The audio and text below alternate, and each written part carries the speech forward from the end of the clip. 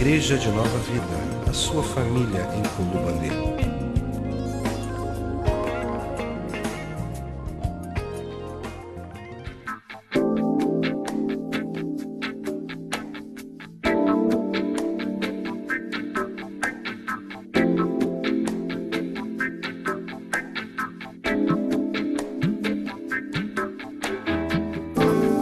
Segunda Coríntios 5:15.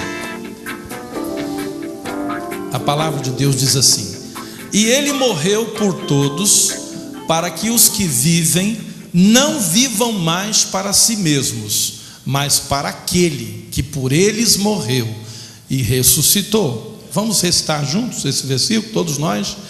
E ele morreu por todos, para que os que vivem não vivam mais para si mesmos, mas para aquele que por eles morreu e ressuscitou. Agora vá a Gálatas 2, um pouquinho adiante, logo adiante, Gálatas 2,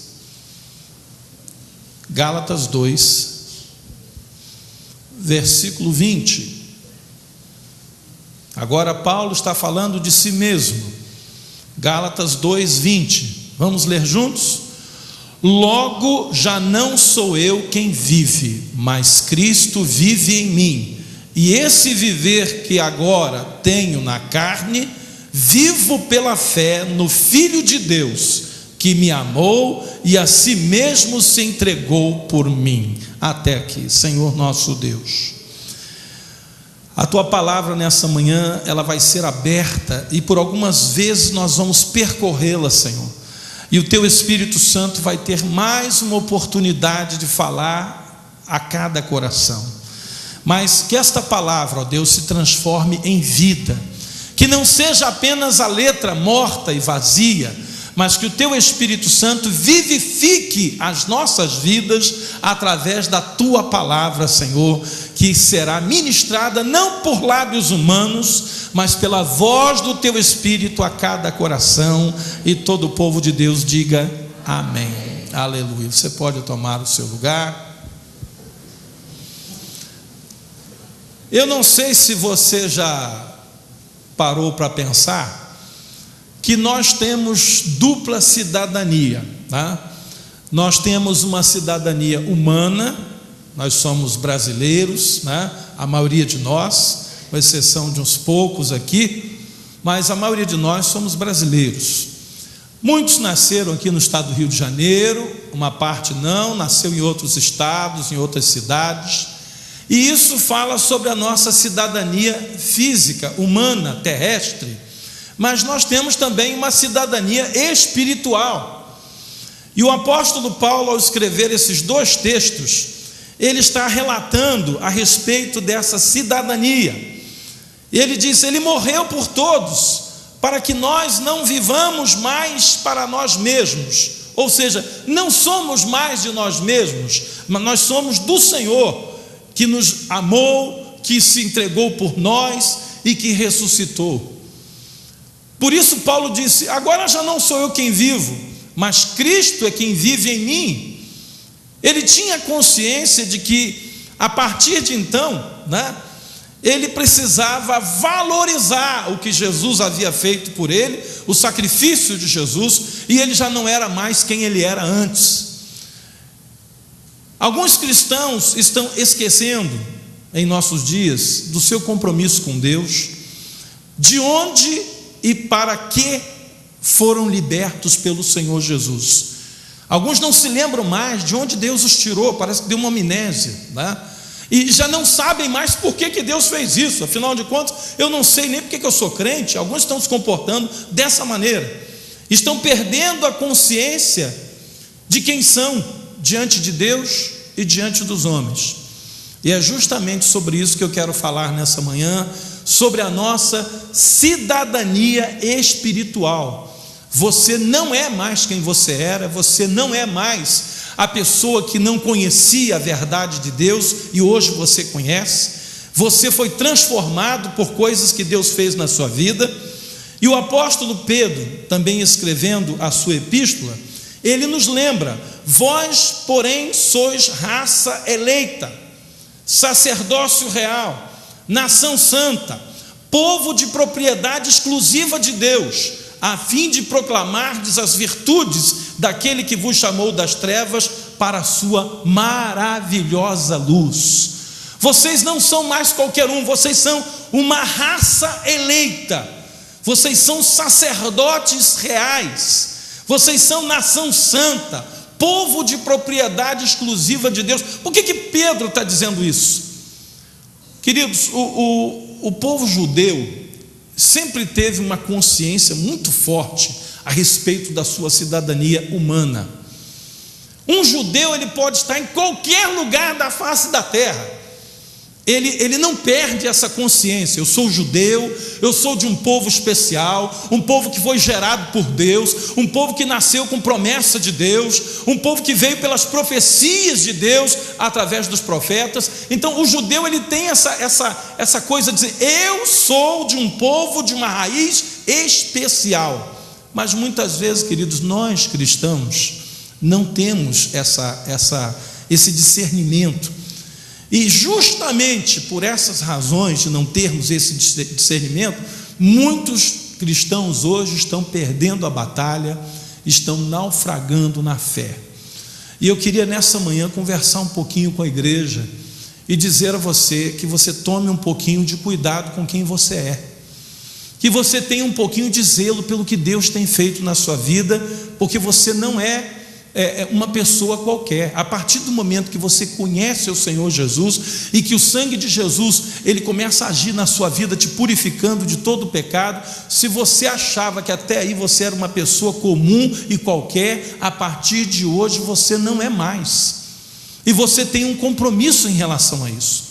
Nós encontramos na palavra de Deus o testemunho de dois homens que tomaram decisões totalmente opostas um do outro.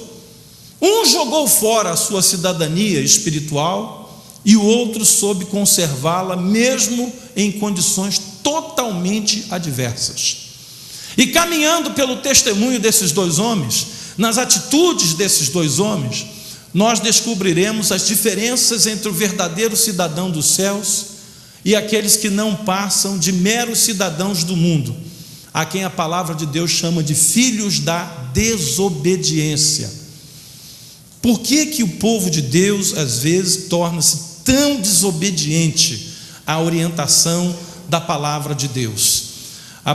O próprio apóstolo Paulo, também escrevendo a sua epístola aos Efésios, no capítulo 2, no versículo 1, ele diz assim, Efésios 2:1: ele vos deu vida, estando vós mortos nos vossos delitos e pecados, nos quais andastes outrora, segundo o curso deste mundo, segundo o príncipe da potestade do ar, do espírito que agora atua nos filhos da desobediência.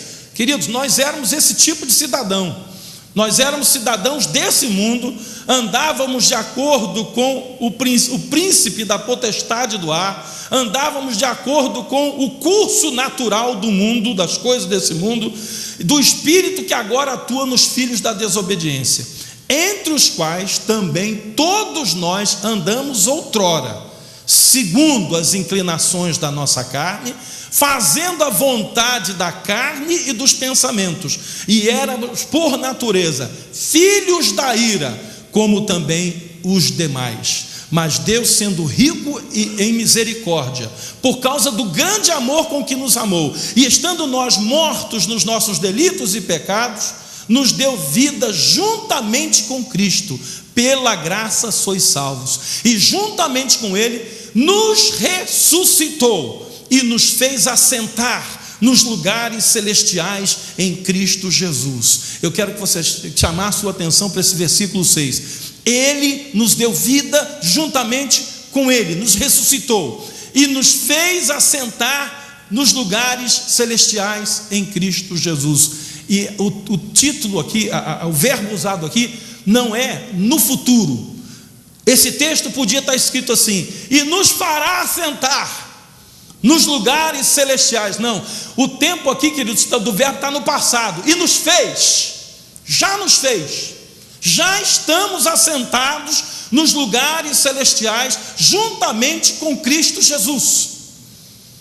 Parece uma coisa meio louca, parece alguma coisa, meu Deus, mas eu estou aqui na terra, como é que eu estou assentado, né, nos lugares celestiais em Cristo Jesus? Querido, o Senhor está falando aqui de algo espiritual. A sua vida já está nesses lugares. Deus já te separou. O povo de Deus é um povo separado. Não é um povo que Deus vai separar, não. Deus já separou. A promessa não é para daqui a alguns anos, não. A promessa já está acontecendo. Agora, como pode eu estar sentado em lugares celestiais se eu ainda estou aqui na terra? Eu vou continuar fazendo a vontade da carne e dos pensamentos, como disse o apóstolo Paulo, e vou continuar sendo por natureza filho da ira, como também os demais? É chegada a hora, queridos, da igreja do Senhor Jesus ter consciência de quem nós somos. Toda cidadania precisa ser acompanhada de consciência. Como eu falei, o povo judeu é muito consciente da sua cidadania.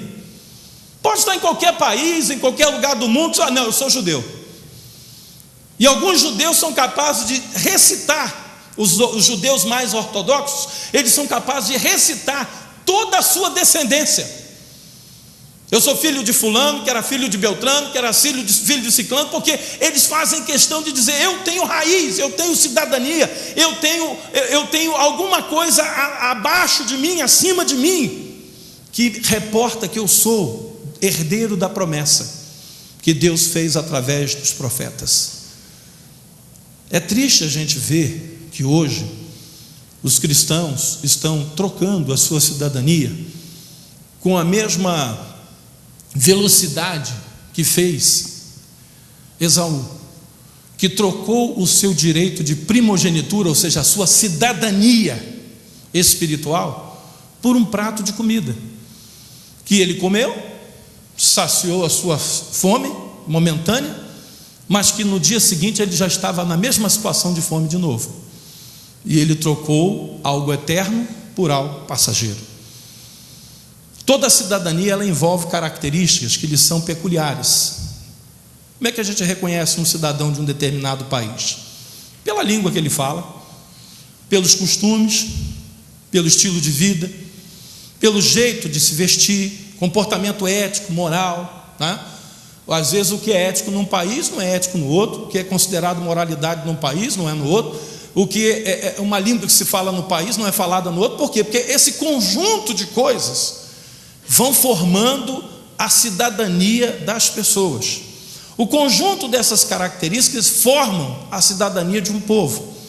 E por isso o apóstolo Paulo disse que somos da luz e devemos andar como filhos da luz. Aí mesmo em Efésios, se você abriu, no capítulo 5, só virar a página, Efésios 5, 8,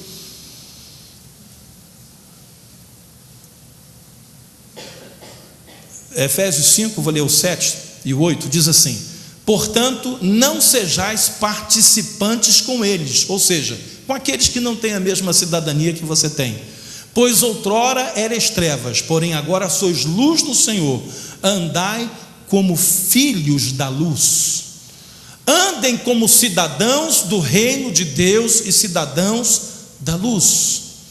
Jesus deixou bem claro: se eu expulso a Satanás pelo poder de Deus, é chegado até vós o reino de Deus. E a mensagem do evangelho que Jesus pregou, durante todo o tempo ele lembrava do reino de Deus. Buscar o reino de Deus em primeiro lugar, as demais coisas serão acrescentadas. Jesus disse: o meu reino não é deste mundo. E ele sempre se referiu o meu reino não é comida nem bebida, mas é paz, alegria e justiça no Espírito Santo de Deus. Ou seja, o tempo todo Jesus falou sobre esse reino. Por que Jesus falava do reino? Porque ele estava se referindo aos cidadãos desse reino. Como é triste quando um homem de Deus perde a noção, quando uma mulher de Deus perde a noção de quem é e começa a agir como um cidadão qualquer, de outro lugar qualquer, que não conhece e nem teme ao Senhor nosso Deus. Eu quero começar falando um pouquinho sobre a vida de Sansão, que começa a sua história em Juízes 13. Lá no Antigo Testamento, Juízes capítulo 13. Juízes capítulo 13. Do versículo 1 até o 5 de Juízes 13.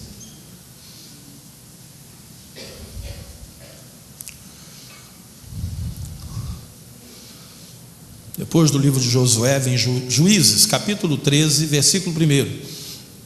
Diz assim: tendo os filhos de Israel tornado a fazer o que era mal perante o Senhor, este os entregou nas mãos dos filisteus por 40 anos. Havia um homem em Zorá, da linhagem de Dan, chamado Manoá, cuja mulher era estéril e não tinha filhos. Apareceu o anjo do Senhor a esta mulher e lhe disse: eis que és estéril e nunca tiveste filho, porém conceberás e darás à luz a um filho. Agora, pois, guarda-te, não bebas vinho ou bebida forte, nem comas coisa imunda, porque eis que tu conceberás e darás à luz a um filho, sobre cuja cabeça não passará navalha, porquanto o menino será nazireu, que significa consagrado a Deus desde o ventre de sua mãe, e ele começará a livrar a Israel do poder dos filisteus. Sansão nasceu como promessa de Deus, separado por Deus, com uma missão desde o ventre da sua mãe, a começar a fazer um trabalho de libertação do povo de Israel em relação ao jugo dos filisteus, que já durava 40 anos. Queridos, Deus falou claramente, não houve dúvida. Deus falou ao coração da mãe de Sansão, Deus falou ao coração do pai de Sansão. Esse menino não iria nascer, mas porque há uma promessa de Deus de libertar o povo de Israel, esse menino virá para iniciar esta libertação. Queridos, não havia dúvida, era um homem especial desde o ventre da sua mãe. Só que, mesmo consagrado, um homem escolhido por Deus para iniciar a libertação do povo, Sansão, porém, ele desvalorizava isso. Quando ele começou a crescer, os seus pais falaram com ele: Sansão, olha, você é promessa de Deus, Deus falou conosco que você não nasceria, você nasceu de um milagre. Eu, Sansão, sua mãe, não poderia conceber filho algum, Deus me deu você como uma promessa, e disse que você é consagrado a Ele, por isso não passará navalha sobre a sua cabeça, Sansão. Por isso, Sansão, você não deverá beber bebida forte, nem vinho, você não deverá se aproximar de animal nenhum imundo, você não deverá fazer isso, não deverá fazer aquilo, porque você é diferente, Sansão, a sua cidadania é diferente, você tem um chamado de Deus na sua vida. No entanto, Sansão não valorizava isso.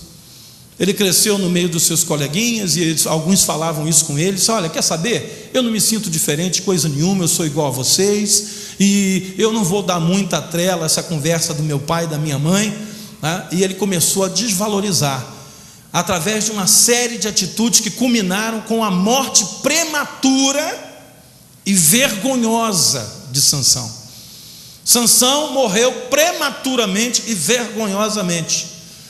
Primeiramente, por quê? Porque Sansão, ele entrou na turma do não tem nada a ver. Sansão começou a fazer parte da turma, que mal tem isso, Há muitos cristãos hoje que, quando você fala: querido, você é um servo de Deus, e você não deve fazer isso, você não deve se comportar dessa maneira, você não deve agir dessa maneira, você não deve falar dessa maneira, você não deve se vestir como um ímpio se veste, você não deve fazer o que o mundo está fazendo. Ih, querido, não tem nada a ver. Essa turma não tem nada a ver, querido, está crescendo no meio evangélico, sabe? E tem uma outra turma, que é a turma que mal tem isso, Você vai falar e eu disse: não tem nada de mal, que mal tem isso?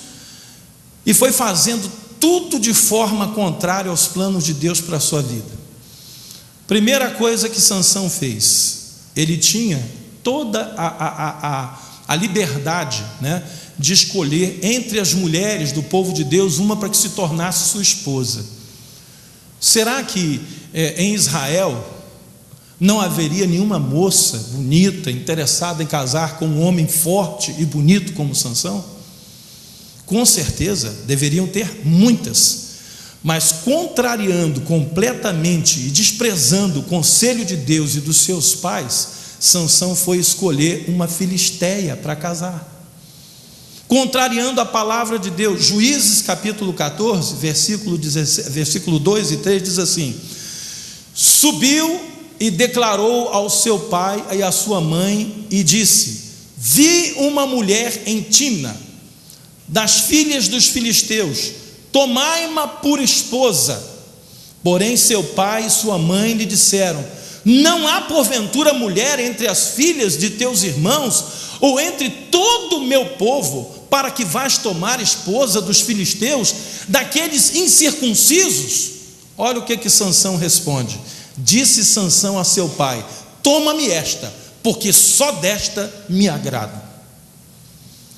Querido, isso aí são aquelas pequenas atitudes que mal tem, né? Afinal de contas, ele vai casar com aquela mulher, vai levá-la para sua casa, e ela vai começar a viver no meio do povo de Israel, e ela vai adotar os costumes de Israel. Quem sabe até ela se converta, né, ao Deus de Israel. Queridos, os anos passaram, os tempos mudaram, mas os erros continuam sendo os mesmos. Quantas vezes nós aconselhamos um jovem, uma jovem de Deus a não fazer a mesma besteira que Sansão fez?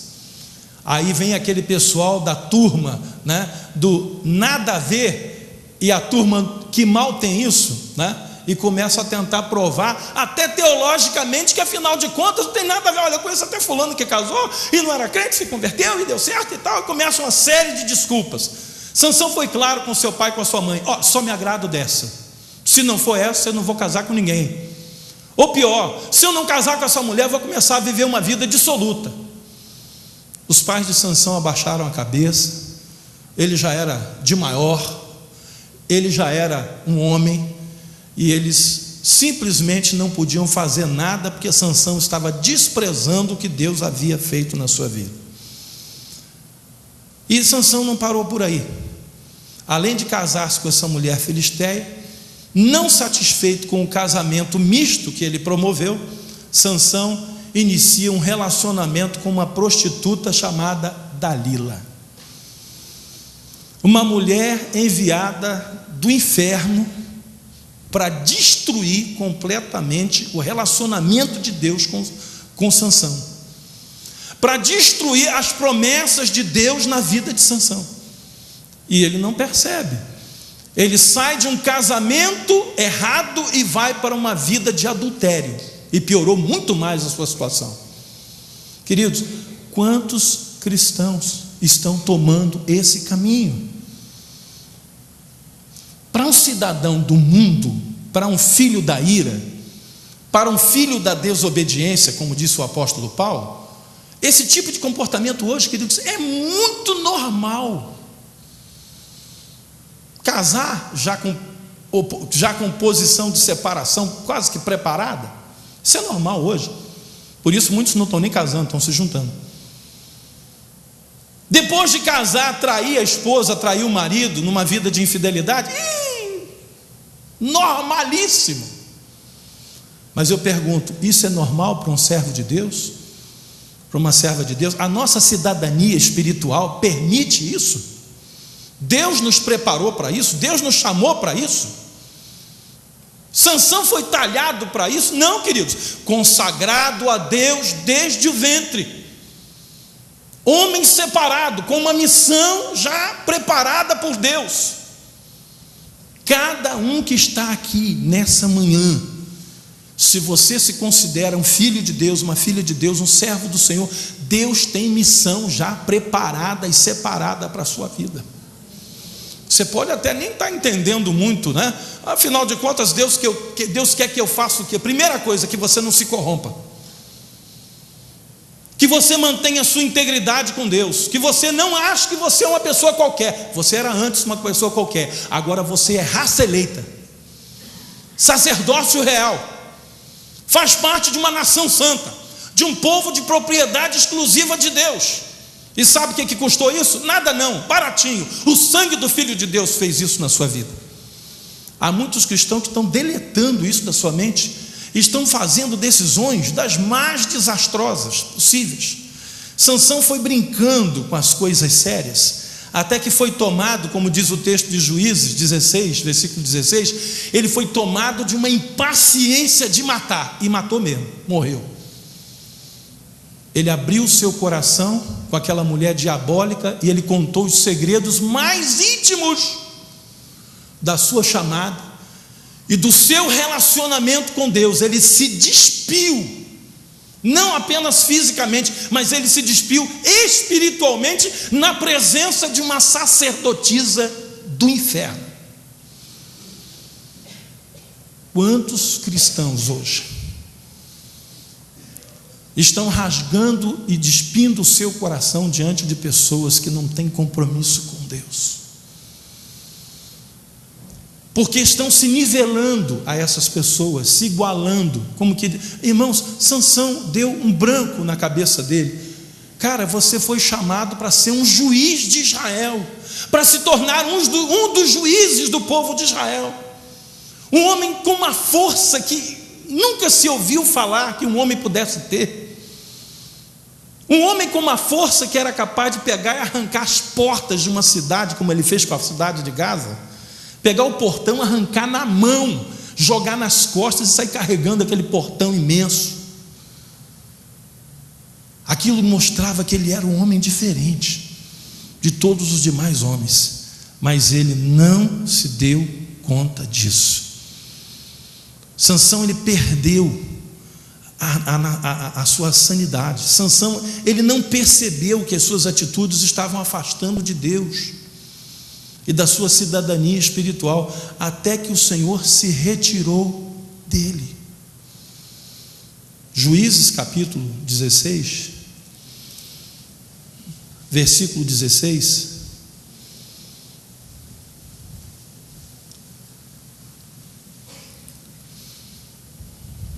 aliás, versículo 20, Juízes capítulo 16, versículo 20, diz assim: e disse ela: os filisteus vêm sobre ti, Sansão. Tendo ele despertado do seu sono, disse consigo mesmo: sairei ainda esta vez como dantes e me livrarei, porque ele não sabia ainda que já o Senhor se tinha retirado dele.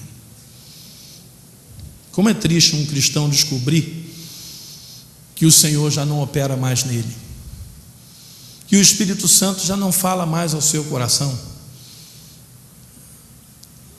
que ele está vazio, que Deus já não tem mais espaço no seu coração. Quantos cristãos, querido, estão andando por esse caminho de morte, de vergonha e de dor? Se nós pudéssemos definir o tempo que a gente está vivendo hoje, espiritualmente, eu diria, é a época dos escândalos, que a palavra de Deus falou que iriam acontecer. A palavra do Senhor diz: é inevitável que venham os escândalos, mas ai daquele por quem vierem os escândalos. Melhor lhe fora que nunca tivesse conhecido a verdade, melhor lhe fora que nunca tivesse recebido a cidadania espiritual do céu, melhor lhe fora que nunca tivesse sido chamado de filho de Deus, servo de Deus. Eu estou falando isso, queridos, porque é muito escândalo, é muito escândalo. É pastor sendo acusado das coisas mais terríveis, são crentes dentro da igreja fugindo com o cônjuge, com a mulher ou com o esposo do outro, da outra. São crentes dando golpes no mercado, comprando e não pagando, cheque sem fundo, traindo, sabe, odiando uns aos outros, escândalos.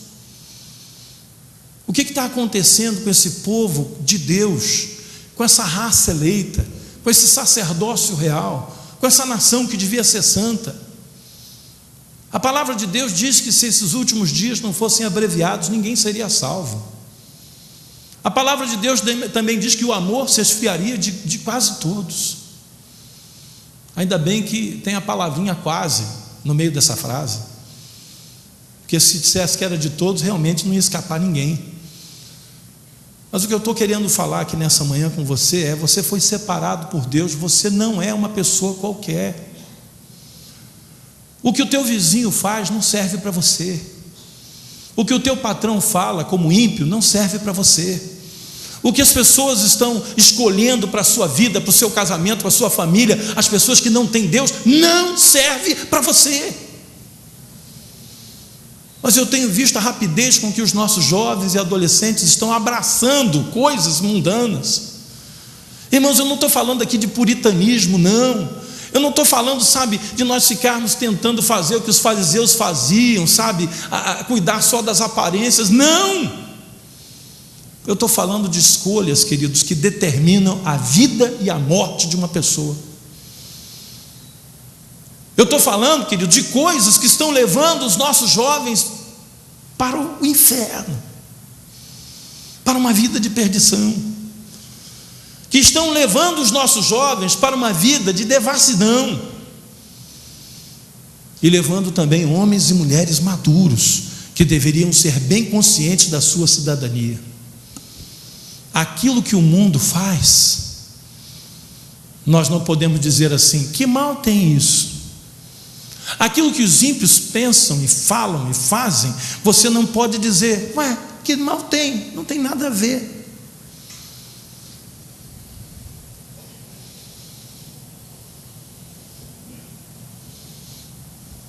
Alguns dias atrás, exercendo a função episcopal, eu fui conversar com um pastor de uma determinada igreja, de Nova Vida, cujo comportamento não está coerente com a palavra de Deus. Na cidade onde esse pastor tem a sua igreja já por vários anos, muitos anos, ele perdeu o respeito das pessoas, porque ele não se deu o respeito, porque ele achou que ele podia fazer o que o vizinho da esquina faz. E eu me vi ali diante desse pastor, mais velho em idade do que eu, tendo que repreender um homem mais maduro do que eu disse: Jesus. E o pior é que quando eu falava, ele retrucava, e ele tentava explicar o inexplicável, e ele tentava usar argumentos bíblicos. Eu disse, no meu interior, eu perguntei para mim mesmo: o que você veio fazer aqui? Para tentar falar com alguém que já não tem mais noção de quem é e das coisas que não deveria fazer. Eu estou falando isso, queridos, porque muitos cristãos estão tomando esse caminho.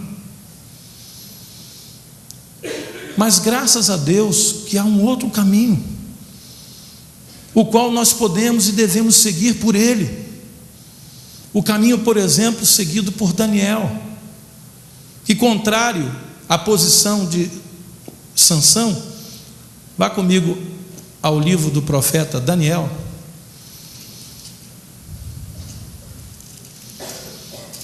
no capítulo 1,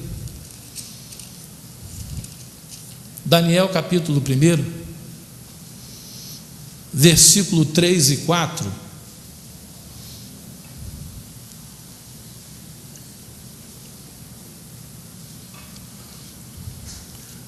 diz assim: disse o rei a Aspenaz, chefe dos seus eunucos, que trouxesse alguns dos filhos de Israel, tanto da linhagem real como dos nobres. Primeiro capítulo de Daniel, versículo 3. Disse o rei a Aspenaz, chefe dos seus eunucos, que trouxesse alguns dos filhos de Israel, tanto da linhagem real como dos nobres. Ou seja, tragam-me aqui não os Esmanéis, tragam-me aqui os principais, os filhos dos príncipes, os jovens nobres desse povo, jovens sem defeito, sem nenhum defeito, de boa aparência.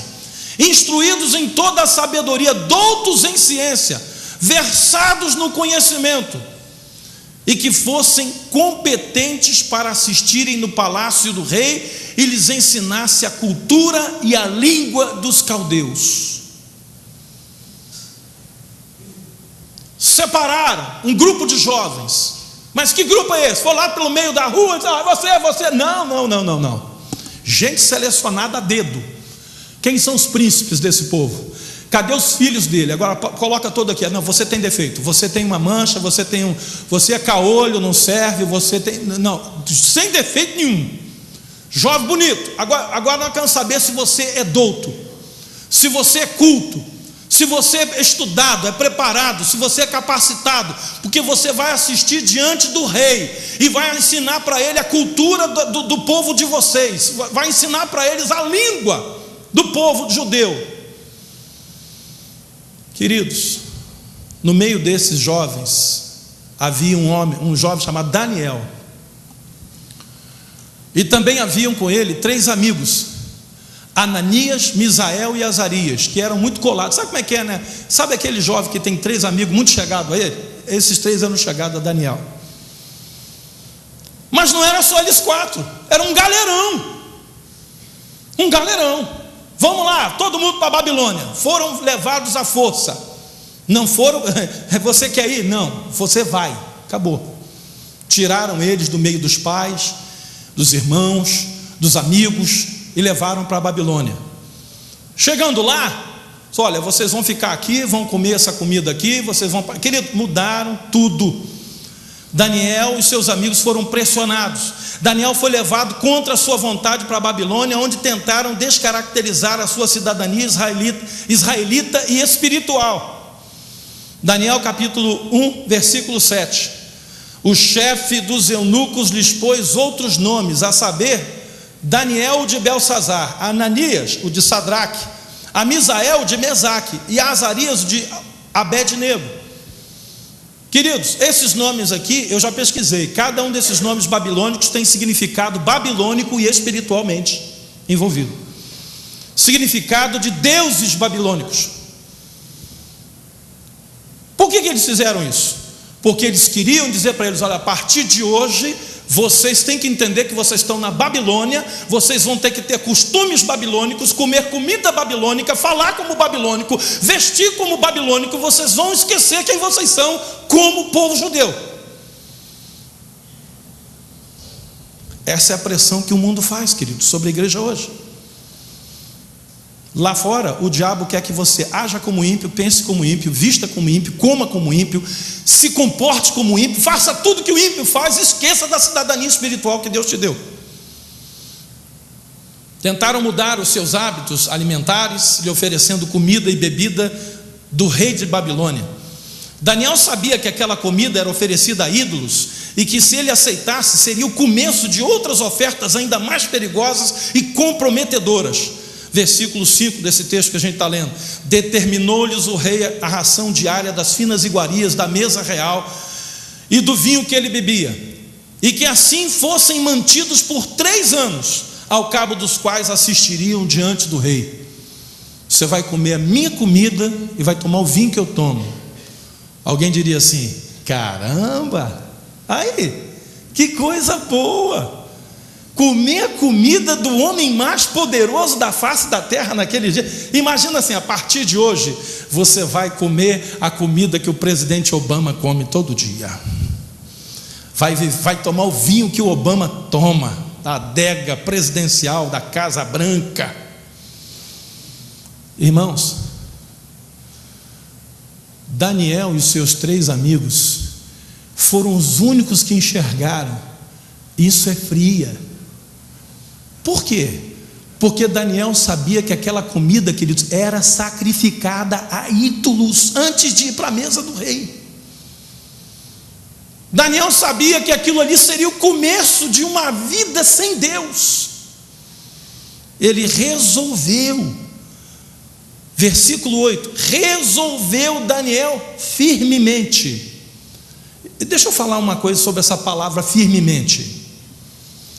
Queridos, ou a gente resolve firmemente que nós somos servos de Deus, ou você está lascado.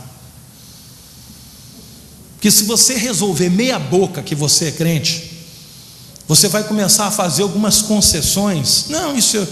Aí você vai entrar para a turma do... Não tem nada a ver. Que mal tem isso? Tem coisas, queridos, que a gente tem que ser, sabe, taxativo, prudente, radical por alguns que vão dizer que você está sendo radical. Mas Deus gosta de posturas de homens e mulheres de Deus que sabem de quem são. Alguém vai dizer para você: mas que mal tem isso, está todo mundo fazendo. Bom, a primeira coisa é que eu não sou todo mundo. Se você como crente é todo mundo, eu não sou. Eu sou um servo do Deus Altíssimo. Eu faço parte do sacerdócio real, da nação santa, do povo de propriedade. Então não vem você me dizer que está todo mundo fazendo, porque eu não sou todo mundo. Se você como crente se considera todo mundo, isso é um problema seu. Eu não sou. Por isso eu não vou aceitar qualquer coisa que tentam me impor goela abaixo, sabe? Opa, mas você, que mal tem? Está todo mundo assistindo o Big Brother, que programa legal. Se você acha que aquilo ali tem alguma coisa de bom para um servo de Deus, você assiste. Eu acho que aquilo ali é uma lambança. Até pessoas que não são crentes, querido, mas são pessoas que pensam, sabe? Porque tem alguns crentes que parece que a cabeça dele foi feita só para dividir as duas orelhas. Não pensa.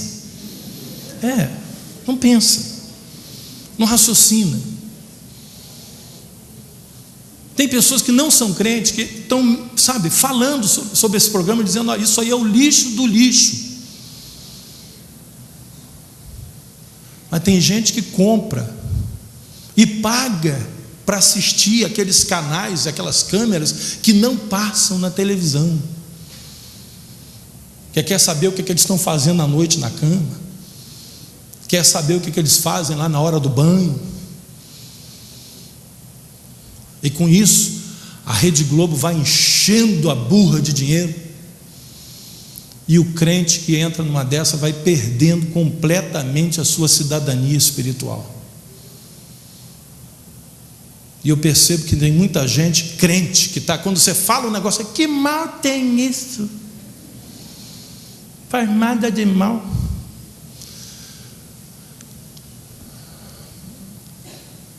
A igreja do Senhor Jesus hoje, ela está como Daniel na Babilônia, queridos. Daniel resolveu firmemente não contaminar-se com as finas iguarias do rei, nem com o vinho que ele bebia. Então pediu ao chefe dos eunucos que lhe permitisse não contaminar-se. Você sabe o que Daniel pediu para comer? Daniel pediu para beber água e comer legumes. Alguém diria assim: louco, maluco, vai recusar a comida do rei para comer legumes e beber água? Versículo 12: experimenta, peço-te, os teus servos 10 dias, e que se nos deem legumes a comer e água a beber. Então se veja diante de ti a nossa aparência e a dos jovens que comem das finas iguarias do rei, e segundo vires, age com os teus servos. E ele concedeu e os experimentou 10 dias. No fim dos 10 dias, a sua aparência era melhor. Estavam eles mais robustos do que todos os jovens que comiam das finas iguarias do rei. Com isso, o cozinheiro-chefe tirou deles as finas iguarias e o vinho que deviam beber, e lhes dava legumes. Aleluia! A postura de Daniel e dos seus 3 amigos influenciou a vida dos outros jovens, porque eles, ao invés de se tornarem cauda, eles verdadeiramente assumiram a posição de cabeça. Eu vejo hoje um movimento do povo de Deus, quando chega na hora da bênção: não, porque eu sou cabeça e não cauda, porque Deus me estabeleceu como cabeça não pode ser cauda, porque a cabeça que pega a bênção maior, a cabeça. Agora, quando chega na hora de decidir entre o pecado e o não pecado, são cauda. Escolhe a sujeira, escolhe o fim da cauda. Não é nem o começo da cauda, o fim da cauda. Irmãos, esse é o momento de nós determinarmos de quem nós somos, qual é a nossa cidadania. Quando uma moça, sabe, escolhe um rapaz para casar, quando um rapaz escolhe uma moça para casar, quando você aceita uma condição de emprego, aqui dentro da empresa você vai ter que fazer isso, isso, isso e aquilo, e algumas dessas normas você começa a perceber que vai obrigar você a mentir, que vai obrigar você a trapacear, a enganar os outros em favor da empresa. Então esse é o momento de você dizer: olha, para mim não vai dar, porque a pessoa que vocês estão procurando tem uma outra cidadania. Eu não falo a língua de vocês, a minha língua é diferente. Vocês estão pedindo para eu falar a língua da mentira, eu só falo a língua da verdade. Mas aí vai perder o emprego, vai ficar desempregado. Vai não, porque Davi disse que fui moço, já agora sou velho, nunca vi um justo desamparado, nem a sua descendência mendigar o pão.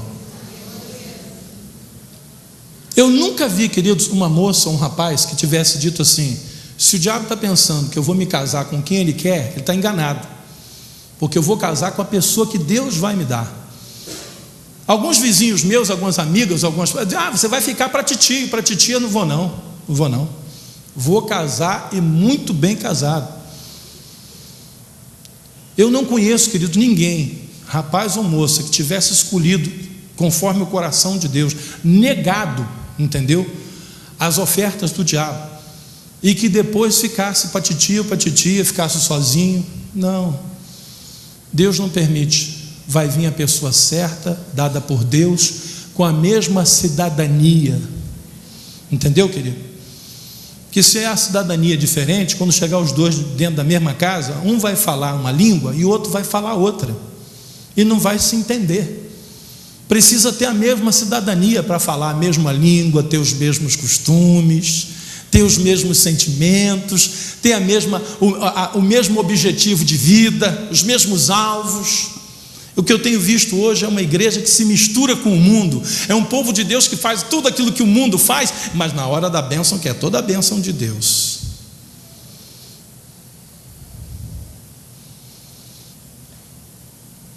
Existe um ditado popular que diz que quem se mistura com os porcos, farelo come. Há muitos cristãos hoje se misturando com essa porcaria que está no mundo, mas na hora de comer, quer comer o maná celestial. Não vai comer maná, queridos, vai comer farelo, vai comer lavagem, vai comer comida podre, e vai passar mal, e vai sofrer, vai ter dores, vai ser envergonhado,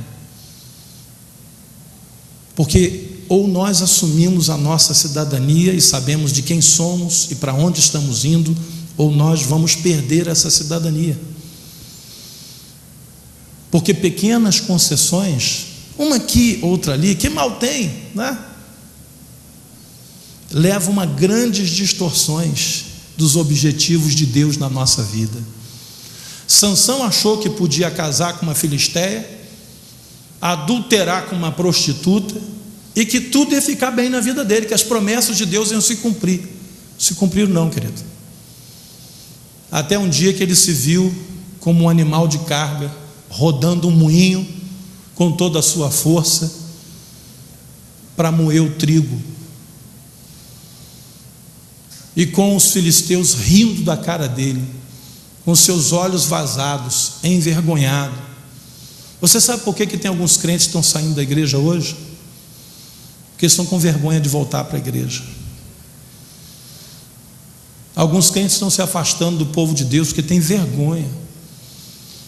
Alguns até tentam mudar de igreja, vai de uma igreja para outra, mas não adianta, a vergonha não sai, porque todo mundo que olha para ele ou para ela, ele começa a dizer assim: será que fulano sabe o que eu fiz?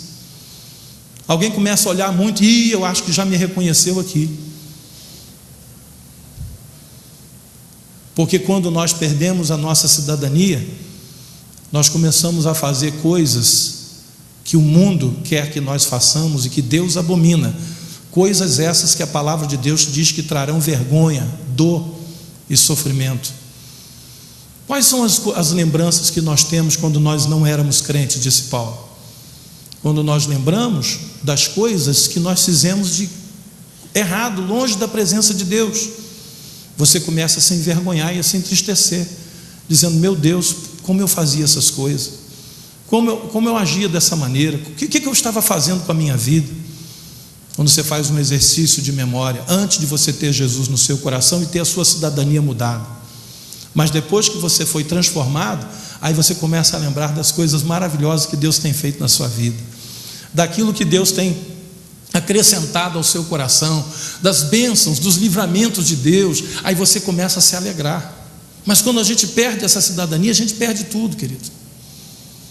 Não é fácil. Daniel, ele pagou um alto preço para não perder a sua cidadania espiritual, nem a sua comunhão com Deus. Daniel foi para a cova dos leões. Os amigos de Daniel foram parar dentro da fornalha, para serem mortos dentro da fornalha.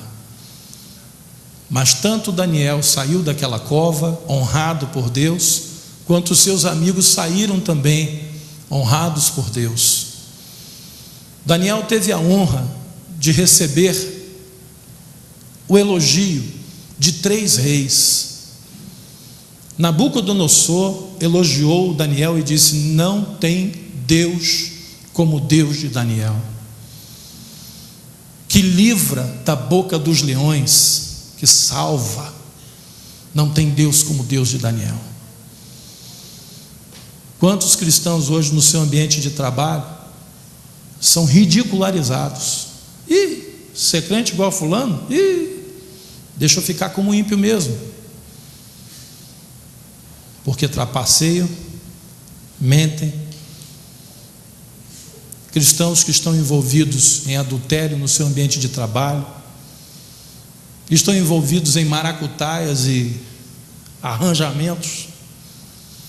Aí o cristão, que devia dar o exemplo por ser um cidadão do reino dos céus, acaba se tornando o escárnio da sessão. Fulano, diz que é crente, você tem que ver o que ele faz aqui. Satanás, queridos, ele não se incomoda que alguns crentes continuem na igreja. Não se incomoda, desde que sejam completamente descaracterizados e percam a sua cidadania espiritual. Aliás, eu quero dizer que para Satanás, esses crentes devem permanecer na igreja, porque dentro da igreja eles servirão de escândalo, de pedra de tropeço, para envergonhar o evangelho de Cristo. O diabo não quer que alguns crentes saiam da igreja, ele quer que continue. Mas como pode só dizer isso, que o diabo quer que alguém fique na igreja? Quer. Que se esse crente sair da igreja, como o joio vai permanecer no meio do trigo, como a palavra de Deus diz? Ele é o joio do trigo, como agentes de Satanás infiltrados no meio do corpo de Cristo. Agentes de Satanás infiltrados no meio do corpo de Cristo. O que eu quero dizer à igreja nessa manhã é: tome consciência de quem você é. Você não pode tudo que o mundo pode, não pode. Paulo disse: todas as coisas me são lícitas, mas nem todas me convêm. Por que ele disse não me convém? Porque não convém aos santos. Todas as coisas me são lícitas, mas nem todas edificam. Então eu vou escolher aquelas que me edificam. Todas as coisas me são lícitas, mas eu não me deixarei dominar por nenhuma delas, porque quando você se deixa dominar por algumas coisas, você se torna escravo dessas coisas.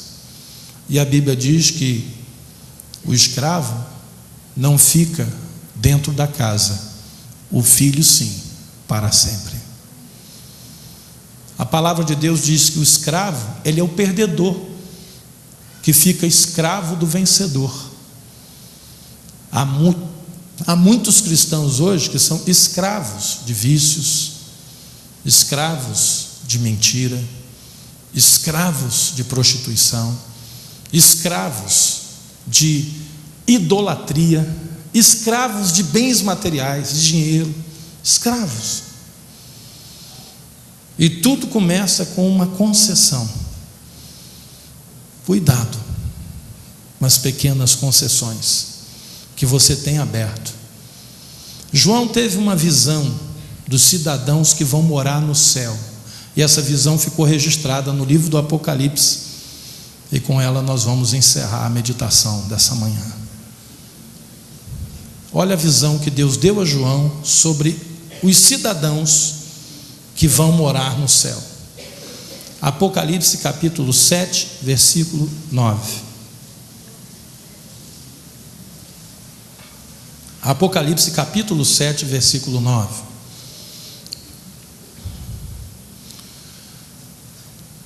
João diz: depois dessas coisas vi, e eis grande multidão que ninguém podia enumerar, de todas as nações, tribos, povos, línguas, em pé diante do trono e diante do Cordeiro, vestidos de vestiduras brancas, com palmas nas mãos, e clamavam em grande voz, dizendo: ao nosso Deus que se assenta no trono e ao Cordeiro pertence a salvação.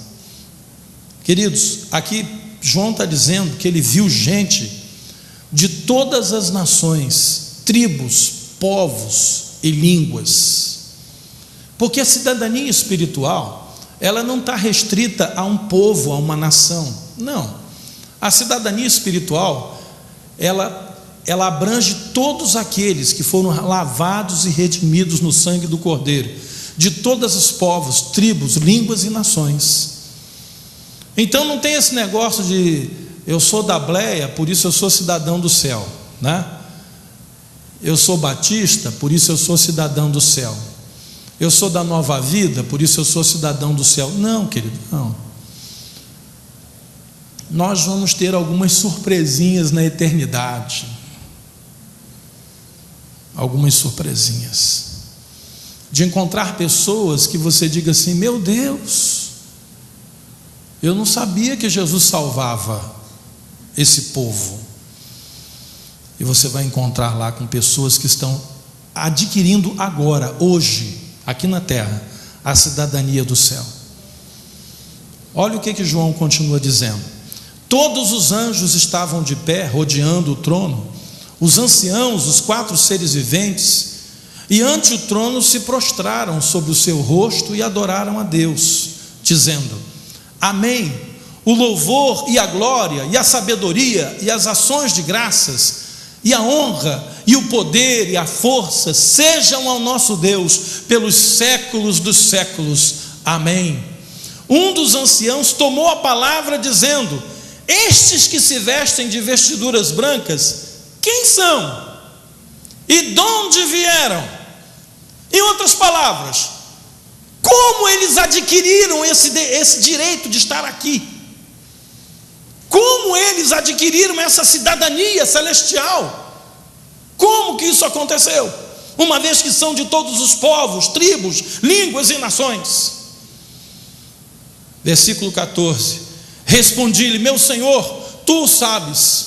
Ele então me disse, Deus disse: são estes os que vêm da grande tribulação, lavaram as suas vestiduras e as alvejaram no sangue do Cordeiro, razão porque se acham diante do trono de Deus e o servem de dia e de noite no seu santuário. E aquele que se assenta no trono estenderá sobre eles o seu tabernáculo, ou seja, vai protegê-los. Jamais terão fome, nunca mais terão sede, não cairá sobre eles o sol, nem o ardor algum, pois o Cordeiro que se encontra no meio do trono os apacentará e os guiará para a fonte da água da vida, e Deus lhes enxugará dos olhos toda a lágrima. Como estão aqui de todos os povos, tribos, línguas e nações? Como? Quem deu para eles esse direito? Eles lavaram as suas vestiduras e as alvejaram no sangue do Cordeiro.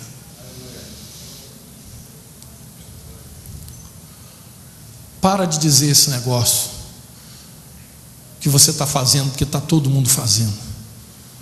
Você está fazendo porque não tem nada a ver.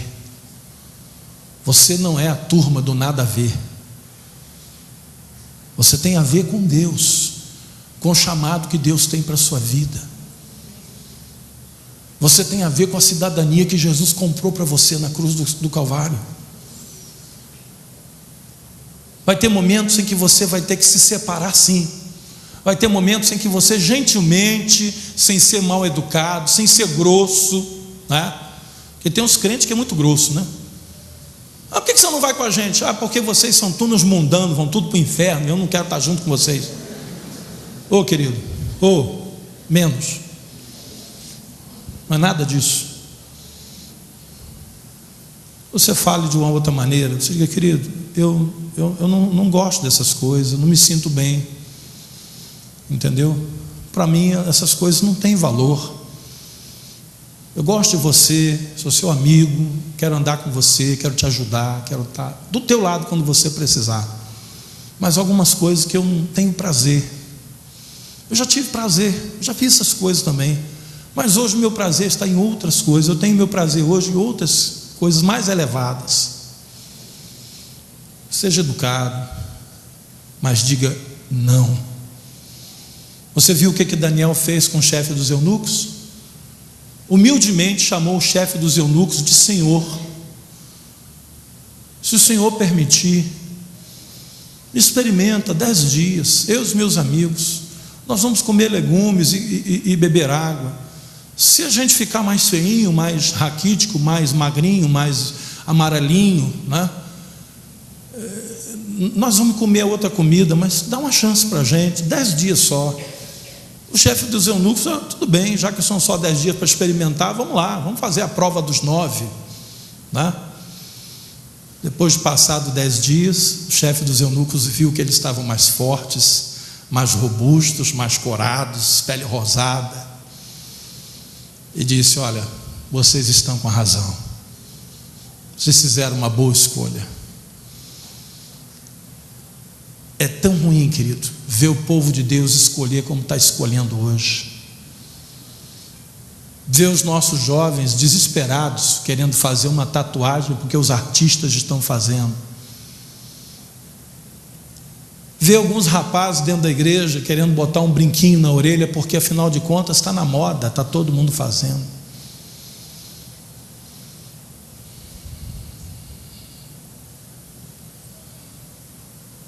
Ver os homens de Deus traindo suas esposas, porque lá no trabalho todo mundo faz.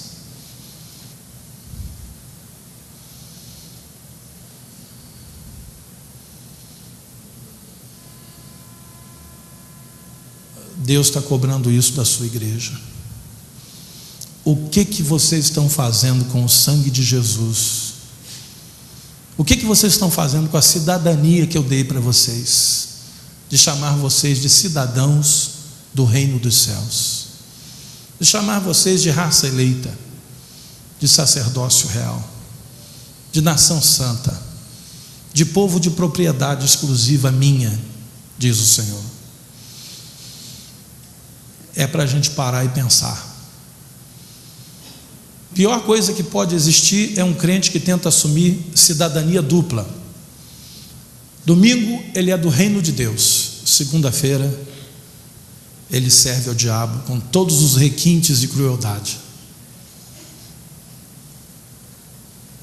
Não faça isso, querido, porque Deus quer te ver entre esses que estão diante do trono e que se vestem de vestiduras brancas e que estão cantando honra, glória e louvor ao nosso Deus. Eu quero orar no final desse culto, pedir a Deus que essas palavras sejam determinantes para você fazer ou deixar de fazer algumas coisas que você está fazendo. Mas ninguém está vendo. O cidadão dos céus sabe que os olhos do Senhor repousam sobre aqueles que o temem e os livra. Adquira esta ou mais mensagens pelo telefone 2601-2536, Rio de Janeiro, ou via e-mail igreja@novavidacol.com.br.